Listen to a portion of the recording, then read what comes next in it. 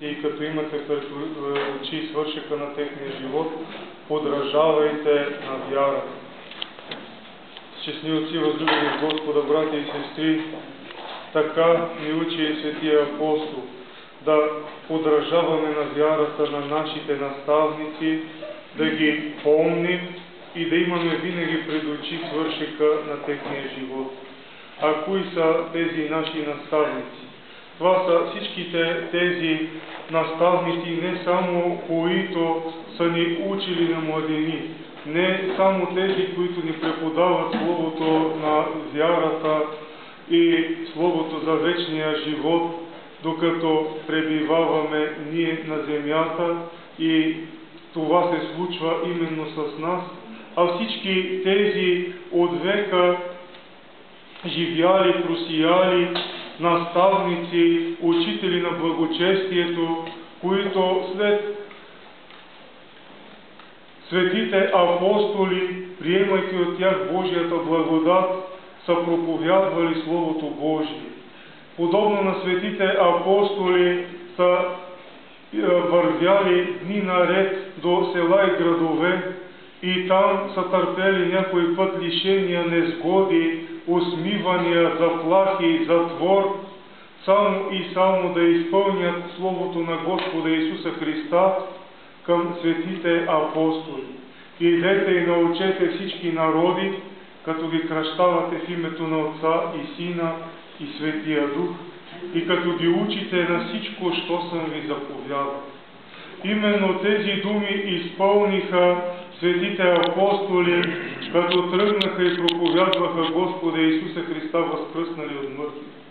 Подобно на тях са и всички тези светители, всички тези учители на църквата, които, подобно на светите апостоли и подражавайки на тяхната вяра и живот и дело, проповядваха Господа и Исуса Христа, възкръснали от мъртви. Проповядваха го със Слово.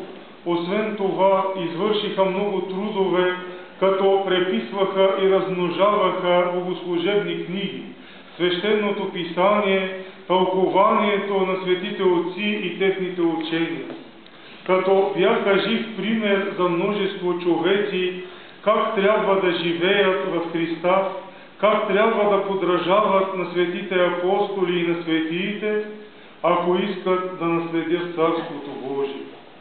И днес празнуваме паметта именно на един такъв учител, на един такъв светител, на един такъв подобен на светите апостоли светия, който подобно на светите апостоли се трудеше за разпространяване на Словото Божие.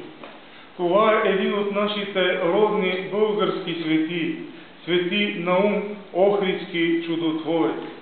Този, който последва светите братя Кирил и Методий, заедно с свети Климент Охридски.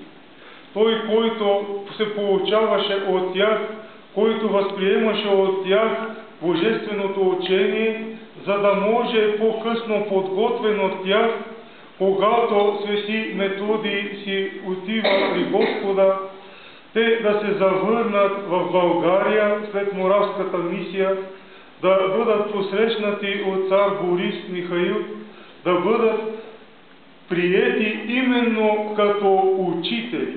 Именно като учители, какви учители на Словото Божие, учители на християнство, учители на православната вяра, с която да получават Божия народ, с която да го назидават и така да станат едни светилници, едни малки апостоли и учители на църква.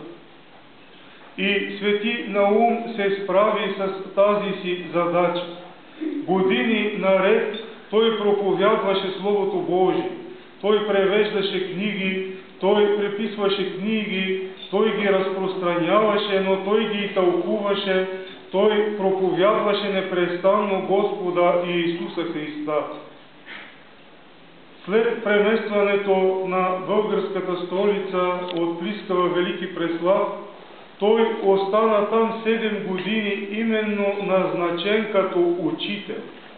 И като такъв допринесе твърде много за разпространението и за спазване чистотата на православната вяра. А по-късно, към края на живота си, той се запъти и отиде в град Охрид, където построи манастир на светите архангели, където прекара последните дни от живота си, където прие монашеско пострижение, монашеска схима и като такъв се представи на Господа. Представи се пред Господа като един наистина последовател и ученик Христов, като един наследник на светите апостоли, като един от стълбовете на православието, един от учителите и разпространителите на Словото Божие. И ето, че Господ Иисус Христос го прослави. Господ Иисус Христос го възнагради с венеца на правдата и го прие в Царството Божие. Настани го редом с ангелите пред Неговото лице, където непрестанно да се наслаждава на Божия образ, но и където непрестанно да ходатайства и да се застъпва за българския народ, за целия православен свят, за всички тези православни християни, които го призовават в молитва, които търсят Неговата помощ и подкрепа, които се надяват да бъде Той ходатай пред Божието лице за тях. И трябва да знаем, че нашите молитви ще бъдат възнесени и представени пред нозете Господни от Него винаги, когато ние го призовем, винаги, когато си спомним за Него, винаги, когато, както подобава на православни християни, го почитаме с молитви, с славословие, с песнословие и поклонение, почитаме го като един от нашите родни български светии, просияли и причислени в сонма на светиите. Затова в този ден, когато празнуваме Неговата памет, нека още по-усърдно отправим молитви към Него. Нека още по-усърдно го молим да бъде наш помощник и закрилник, да бъде наш ходатай пред Божието лице, да се стремим да го почитаме не само с влизане в храма Господен, не само с молитва и палене на свещ, но да се стремим да го почитаме подобаващо на православни християни, най-вече с подражание.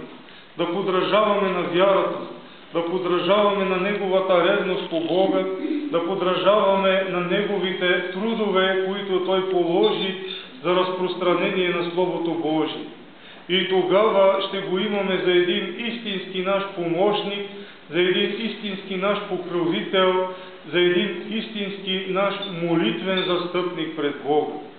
Нека го прославяме и днес, и винаги, нека му се молим, нека му се покланяме и се надяваме на Неговата помощ и ходатайство за влизането ни в Царството Божие. Амин. Амин. В този празник